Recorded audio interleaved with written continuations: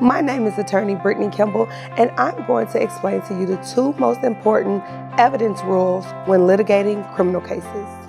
Understanding the rules of evidence when it comes to litigating criminal cases is very, very, very important. It could technically be the difference between winning a case and losing a case.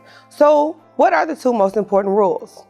One, Rule 801 of the Illinois Rules of Evidence, the hearsay rule, and Rule 606 through 615 of the Illinois Rules of Evidence, all about impeachment.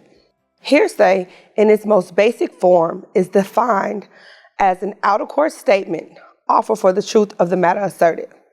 So, if you want to bring in something that was said out of court, it is very important to go to the exceptions to the hearsay rule to see if there is one. Defense attorneys, statements made by your client out of court, if introduced by you, is hearsay. Well, how do you get it in?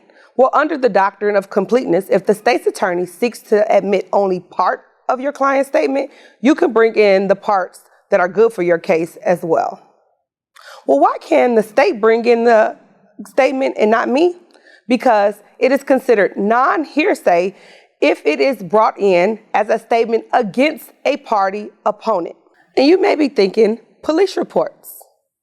I can get those and admit those into evidence, right?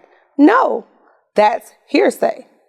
And you may be wondering, well, why isn't it a business record, a recognized exception to the hearsay rule? Because police reports are always prepared in anticipation for litigation. So does that mean that the things mentioned in a police report can never be introduced at trial?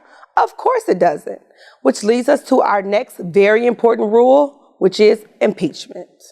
Impeachment is very, very, very, very important because it can show the trier of fact why the witness that may be hurting your case should not be trusted.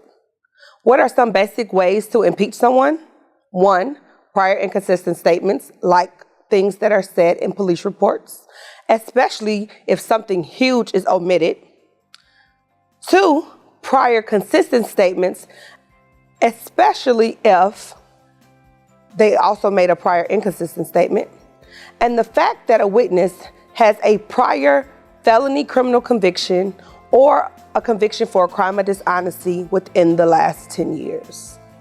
For more information on the Illinois Rules of Evidence and these two very important rules, check out the Illinois Rules of Evidence, a color-coded guide, which is available on the ISBA's website.